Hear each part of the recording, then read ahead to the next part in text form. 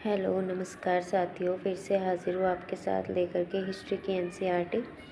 तो class 11th की history की एनसीईआरटी में हमारा सेकंड चैप्टर चल रहा है, रोमन साम्राज्य वाला चैप्टर। तो इसमें हम आज पढ़ेंगे आर्थिक विस्तार के बारे में। इसमें हम देखेंगे कि साम्राज्य में बंदरगाहों, खानों, खदानों, ईंटों, भट्टों, जैतून के तेल की फैक्ट्रियों आदि की संख्या काफ़ी अधिक थी। यानी ये सारे जो हैं ये रोमन साम्राज्य में उपलब्ध थे, जिससे उसका आर्थिक आधारभूत ढांचा काफ़ी मजबूत था। गेहूं, अंगूरी शराब तथा जैतून का तेल मुख्य व्यापारिक मदें थी। मुख्य व्यापारिक अगर मदें पूछ ली जाए तो गेहूं, अंगूरी शराब और जैतून का तेल, जिनका अधिक मात्रा में उपयोग होता था। और ये मुख्यतः स्पेन, गैलिक प्रांतों, उत्तरी अफ्रीका, मिस्र तथा अपेक्षाकृत कम मात्रा में इटली से आती थी, जहाँ इन फसलों के लिए सर्वोत्तम स्थितियाँ उपलब्ध थी। शराब, जैतून का तेल तथा अन्य तरल पदार्थों की ढुलाई ऐसे मटकों या कंटेनरों में होती थी जिन्हें एम्फोरा कहते थे, और ये रोमन एम्फोरा काफ़ी फेमस है।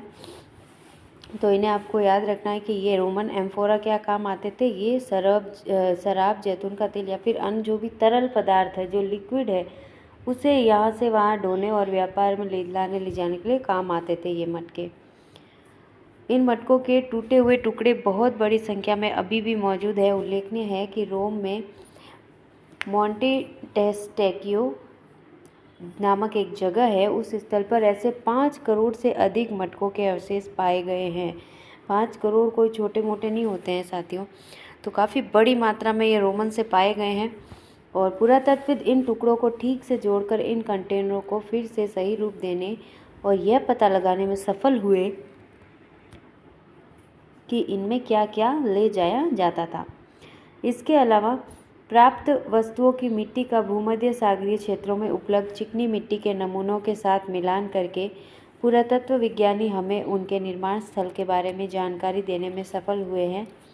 तो इस प्रकार हम अब कुछ विश्वास के साथ एक उदाहरण के रूप में कह सकते हैं कि स्पेन में जैतून का तेल निकालने का उद्यम 140 से 160 ईस्वी के वर्षों में अपने चरम उत्कर्ष पर था।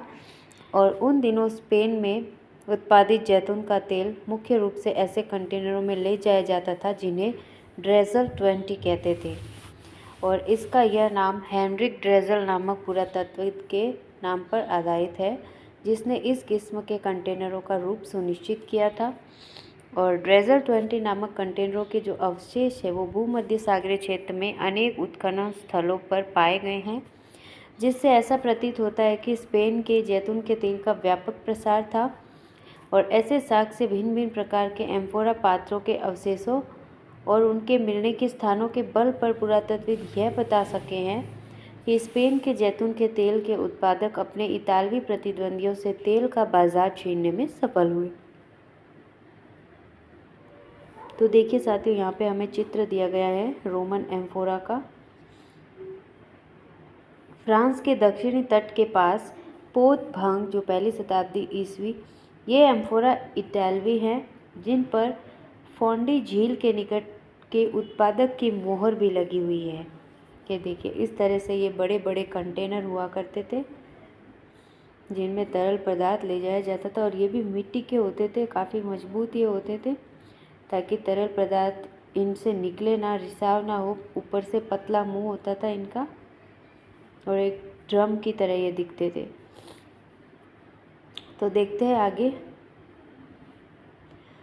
ऐसा तभी संभव हुआ होगा जब स्पेन के उत्पादकों ने अपेक्षाकृत कम कीमतों पर बेहतर गुणवत्ता वाला तेल बेचा होगा।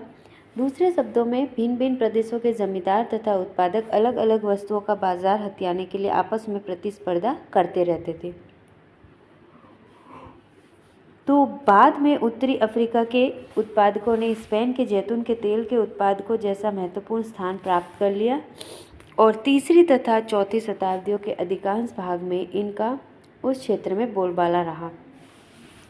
फिर 425 ईस्वी के बाद पूर्व ने उत्तरी अफ्रीका के प्रभुत्व को तोड़ दिया, और परवर्ती 5वीं शताब्दी और 6ठी शताब्दी में एगियन, दक्षिणी एशिया माइनर, तुर्की और सीरिया और फिलिस्तीन व्यापारी अंगूरी शराब और जैतून तेल के प्रमुख निर्यातक बन गए।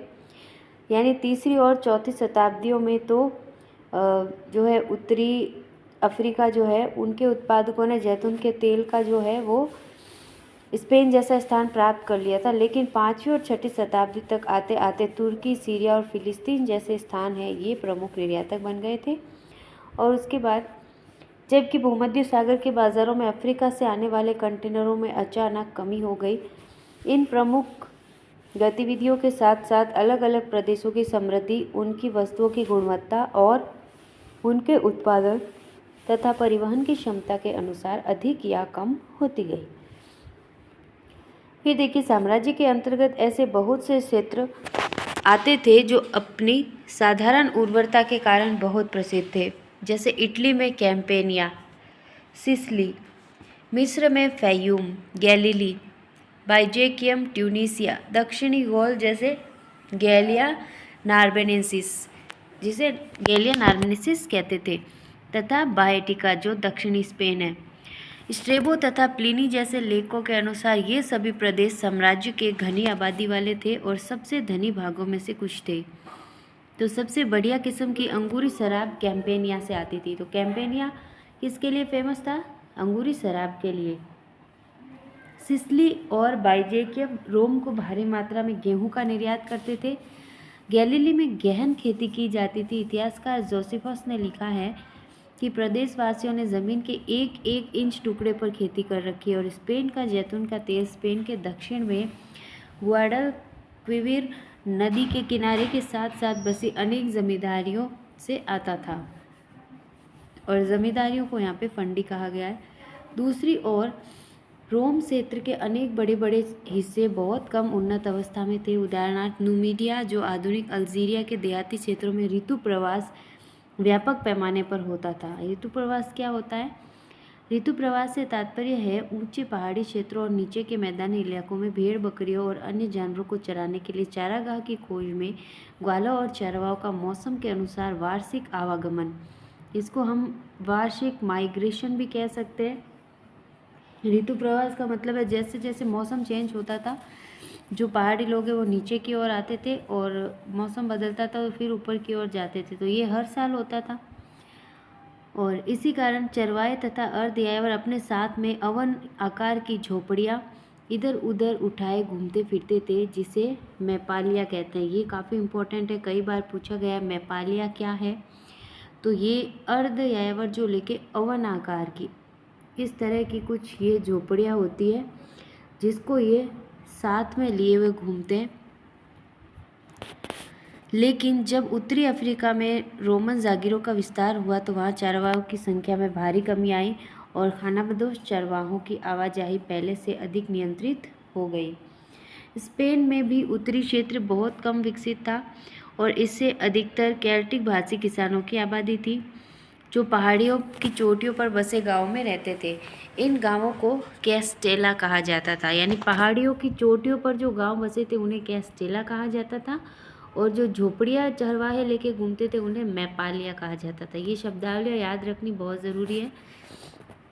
तो जब हम रोम साम्राज्य के बारे में सोचने और समझने का प्रयास करें तो हमें इन असमानताओं को कभी नहीं भूलना चाहिए। हमें यह ध्यान रखना चाहिए, हम यह ना मान बैठे कि यह एक प्राचीन दुनिया थी। इसलिए उस समय के लोगों का सांस्कृतिक तथा आर्थिक जीवन आदिम या पिछड़ा हुआ था, लेकिन स्थिति इसके कुछ विपरीत थी। भूमध्य सागर के आसपास पानी की शक्ति का तरह तरह से इस्तेमाल किया जाता था। इस काल में जल शक्ति से मीलें चलाने की प्रौद्योगिकी में खासी प्रगति हुई और स्पेन की सोने और चांदी की खानों में जल शक्ति से खुदाई की जाती थी और पहली तथा दूसरी शताब्दियों में बड़े भारी औद्योगिक पैमाने पर इन खानों से खनिज निकाले जाते थे। उस समय उत्पादकता का स्तर इतना ऊंचा था कि 19वीं शताब्दी तक, यानी लगभग 1700 वर्ष बाद भी ऐसे उत्पादन के स्तर देखने को नहीं मिलते हैं। उस समय सुगठित वाणिज्यिक और बैंकिंग व्यवस्था भी थी, धन का व्यापक रूप से प्रयोग होता था। इन सभी बातों से यह संकेत मिलता है कि हम में रोम की समुन्नत अर्थव्यवस्था को कम आंकने की प्रवृत्ति कितनी अधिक है। अब दास प्रथा और श्रम संबंधी मुद्दों पर भी विचार कर लेना प्रासंगिक होगा। यानी आर्थिक रूप से रोम काफ़ी मजबूत था, काफ़ी व्यापारिक समृद्धि यहाँ पे थी, तो हम इसे किसी भी तरह से कमज़ोर नहीं मान सकते। अब हम देखेंगे श्रम संबंधी जो इनका जीवन है, श्रमिकों पर किस तरह से जो है यहाँ पे व्यवहार किया जाता था, नियंत्रण रखा जाता था, वो देखेंगे। श्रमिकों पर नियंत्रण। भूमध्य सागर और निकटवर्ती पूर्व जो पश्चिमी एशिया है, दोनों ही क्षेत्रों में दासता की जड़ें बहुत गहरी थी और 4वीं शताब्दी में ईसाई धर्म ने राज्य धर्म बनने के बाद भी इस गुलामी की प्रथा को कोई गंभीर चुनौती नहीं दी। इसका अर्थ यह नहीं है कि रोम की अर्थव्यवस्था में अधिकांश श्रम दासों द्वारा ही किया जाता था, तथापि यह बात गणतंत्रीय काल में इटली के मामले में सही हो सकती है, जहां ऑगस्टस के शासनकाल में इटली की कुल 75 लाख की आबादी में 30 लाख दास थे, किंतु समग्र साम्राज्य में ऐसी स्थिति नहीं थी। उन दिनों दासों को पूंजी निवेश की दृष्टि से देखा जाता था। कम से कम रोम के एक लेखक ने तो जमींदारों को ऐसे संदर्भों में उन गुलामों का इस्तेमाल न करने की सलाह दी जहां फसल कटाई के लिए उनकी बहुत बड़ी संख्या में आवश्यकता हो अथवा जहां स्वास्थ्य को मलेरिया जैसी बीमारियों से नुकसान पहुंचता हो। तो ऐसे विचार दासों के प्रति सहानुभूति पर नहीं बल्कि हिसाब किताब पर आधारित थे। एक ओर जहां उच्च वर्ग के लोग दासों के प्रति प्राय क्रूरतापूर्ण व्यवहार करते थे, वहीं दूसरी ओर साधारण लोग उनके प्रति कहीं अधिक सहानुभूति रख सकते थे। नीरो के शासनकाल में घटी एक प्रसिद्ध घटना के बारे में देखिए, एक इतिहासकार क्या कहता है। यहाँ पे हमें जो बॉक्स में ये घटना दी गई है, ये रोमन शासक नीरो के समय की है। दासों के प्रति व्यवहार। कुछ ही समय बाद शहर के शासक ल्यूजियस पेडेनियस सेकंडस का उसके एक दास ने कत्ल कर दिया। कत्ल के पश्चात पुराने रिवाज के अनुसार यह आवश्यक था कि एक ही छत के नीचे रहने वाले प्रत्येक दास को फांसी दे दी जाए, परंतु बहुत से निर्दोष लोगों को बचाने के लिए भीड़ एकत्र हो गई और दंगे शुरू हो गए। सेनेट भवन को घेर लिया गया। हालांकि सेनेट भवन में अत्यधिक कठोरता का विरोध किया जा रहा था, परंतु अधिकांश सदस्यों ने परिवर्तन किए जाने का विरोध किया। जो सेनेटर फांसी देने के पक्ष में थे उनकी बात मानी गई, परंतु पत्थर और जलती हुई मशालें लिए भारी भीड़ ने इस आदेश को कार्यान्वित किए जाने से रोका और नीरो ने अभिलेख द्वारा इन लोगों को फटकार लगाई। उन सारे मार्गों पर सेना लगा दी गई जहां सैनिकों के साथ दोषियों को फांसी पर चढ़ाने के लिए ले जाया जा रहा था। तो ये टेसिटस ने लिखा है। 55 से जो 117 ईस्वी का काल है उनका आरंभिक साम्राज्य का इतिहासकार रहा है ये। यहाँ पर दास प्रजनन गुलामों की संख्या बढ़ाने की एक ऐसी प्रथा होती है जिसके अंतर्गत दासियों और उनके साथ मर्दों को अधिकाधिक बच्चे पैदा करने के लिए प्रोत्साहित किया जाता था। उनके बच्चे भी आगे चलकर दास ही बनते थे। तो दासों की संख्या बढ़ाने के लिए जो दास प्रजनन है उसको काफ़ी यहाँ पे प्रोत्साहित किया जाता था। यहाँ पे हमें ये चित्र जो है ये हम बाद में देखेंगे, पहले हम इस पैराग्राफ को कंप्लीट करेंगे। तो हमने नीरो के काल की घटना देखी। अब हम देखते हैं जब पहली शताब्दी में शांति स्थापित होने के साथ लड़ाई झगड़े कम हो गए तो दासों की आपूर्ति में कमी आने लगी और दास श्रम का प्रयोग करने वालों को दास प्रजनन, जिसे स्लेव ब्रीडिंग कहते हैं, अथवा वेतनभोगी मजदूरों जैसे विकल्पों का सहारा लेना पड़ा। वेतनभोगी मजदूर सस्ते तो पड़ते ही थे, उन्हें आसानी से छोड़ा और रखा जा सकता था। वास्तव में रोम में सरकारी निर्माण कार्यों पर स्पष्ट रूप से मुक्त श्रमिकों का व्यापक प्रयोग किया जाता था, क्योंकि दास श्रम का बहुतायत प्रयोग बहुत महंगा पड़ता था। तो भाड़े के मजदूरों के विपरीत गुलाम श्रमिकों को वर्ष भर रखने के लिए भोजन देना पड़ता था और उनके अन्य खर्चे भी उठाने पड़ते थे, जिससे इन गुलामों को श्रमिक रखने की लागत बढ़ जाती थी और इसीलिए संभवतः बाद की अवधि में कृषि क्षेत्र में अधिक संख्या में गुलाम मजदूर नहीं रहे। यानी जब दासों को गुलाम बना के अपने ही घर में रखा जाता तो साल भर उनका खर्चा भी उठाना पड़ता था, तो ये दास महंगे पड़ते थे। जबकि जो वेतनभोगी जो अपने घर से अपना खर्चा खुद उठा के आते थे वो केवल दिन भर काम करते और अपना वेतन लेके चले जाते थे। तो ये काफ़ी सस्ता यहाँ पे ऑप्शन इनको मिल गया था। तो यहाँ पे गुलाम मजदूरों की संख्या में कमी हो गई थी, कम से कम पूर्वी प्रदेशों में तो ऐसा हुआ। और दूसरी ओर इन दासों और मुक्त व्यक्तियों, ऐसे दास जिन्हें मालिकों ने मुक्त कर दिया था, इनको व्यापार प्रबंधकों के रूप में व्यापक रूप से नियुक्त किया जाने लगा। यहाँ स्पष्टतः उनकी अधिक संख्या में आवश्यकता नहीं थी। मालिक अक्सर अपने गुलामों तथा मुक्त हुए गुलामों को अपनी ओर से व्यापार चलाने के लिए पूंजी, यहाँ तक कि पूरा का पूरा कारोबार भी सौंप देते थे। यानी मालिक अक्सर क्या करते थे, अपने गुलाम को क्या करते थे, व्यापार चलाने के लिए पूंजी सौंप देते थे या फिर पूरा का पूरा कारोबार ही सौंप देते थे। फिर देखिए, रोमन कृषि विषयक लेखकों ने श्रम प्रबंधन की ओर बहुत ध्यान दिया। दक्षिण स्पेन से आए पहली शताब्दी के लेखक कोलुमेला ने सिफारिश की कि जमींदारों को अपनी ज़रूरत से दुगनी संख्या में उपकरण तथा औजारों का सुरक्षित भंडार रखना चाहिए ताकि उत्पादन लगातार होता रहे, क्योंकि दास संबंधी श्रम समय की हानि ऐसे मदों की लागत से अधिक बैठती है। तो नियोक्ताओं की यह आम धारणा थी कि निरीक्षण यानी देखभाल के बिना कभी भी कोई काम ठीक से नहीं करवाया जा सकता, इसलिए मुक्त तथा दास दोनों प्रकार के श्रमिकों के लिए निरीक्षण सबसे महत्वपूर्ण पहलू था। और निरीक्षण को सरल बनाए रखने के लिए कामगारों को कभी कभी छोटे दलों में विभाजित कर दिया जाता था। कोलुमेला ने 10-10 श्रमिकों के समूह बनाने की सिफारिश की थी और यह दावा किया था कि इन छोटे समूहों को यह बताना अपेक्षाकृत आसान होता है कि उनमें से कौन काम कर रहा है और कौन काम चोरी।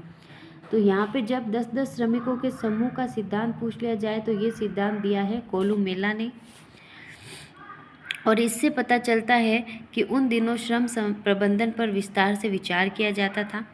वरिष्ठ प्लिनी, एक प्रसिद्ध प्रकृति विज्ञान के लेखक, ने दास समूह के प्रयोग की यह कहकर निंदा की कि यह उत्पादन आयोजित करने का सबसे खराब तरीका है, क्योंकि इस प्रकार अलग अलग समूहों में काम करने वाले दासों को आमतौर पर पैरों में जंजीर डालकर एक साथ रखा जाता था और ऐसे तरीके कठोर और क्रूर प्रतीत होते थे। लेकिन हमें याद रखना चाहिए कि आज विश्व में अधिकांश फैक्ट्रियां श्रम नियंत्रण के कुछ ऐसे ही सिद्धांत लागू करती हैं। वास्तव में रोमन साम्राज्य में कुछ औद्योगिक प्रतिष्ठानों ने तो इससे भी अधिक कड़े नियंत्रण लागू कर रखे थे। वरिष्ठ प्लिनी ने सिकंदरिया की फ्रैंकिनसेंस यानी सुगंधित राल की फैक्ट्रियों के हालात का वर्णन किया है, जहां उनके अनुसार कितना ही कड़ा निरीक्षण रखो पर्याप्त प्रतीत नहीं होता। कामगारों के एप्रनों पर एक सील लगा दी जाती है, उन्हें अपने सिर पर एक गहरी जाली वाला मास्क या नेट पहनना पड़ता है और उन्हें फैक्ट्री से बाहर जाने के लिए अपने सभी कपड़े उतारने पड़ते हैं। कृषि श्रमिक अवश्य ही थके थके से रहते होंगे और उन्हें नापसंद किया जाता होगा, क्योंकि 3री शताब्दी के एक राज्यादेश में मिस्र के किसानों द्वारा अपना गांव छोड़कर जाने का उल्लेख है, जिसमें यह कहा गया है कि वे इसलिए गांव छोड़कर जा रहे थे ताकि उन्हें खेती के काम में न लगना पड़े।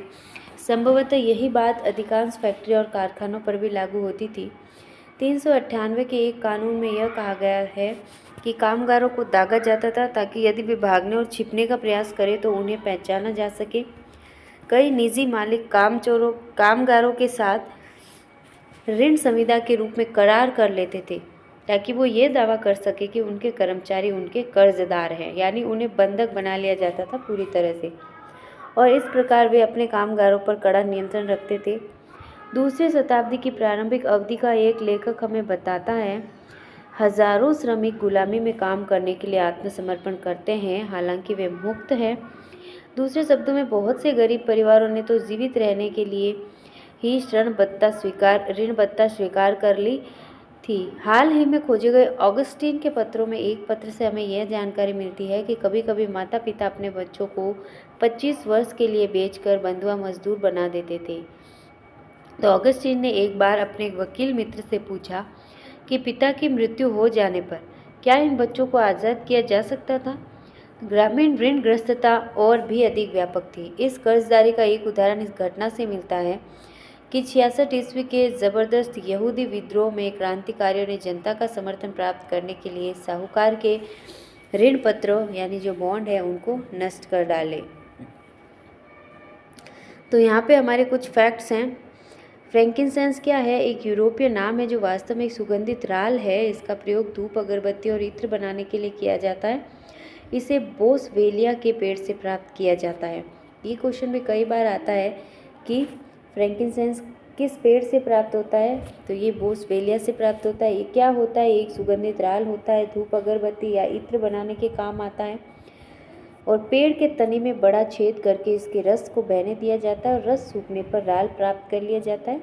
और सबसे उत्कृष्ट किस्म की राल अरब प्रायद्वीप से आती थी। तो ये सारे फैक्ट हमको याद रखने हैं।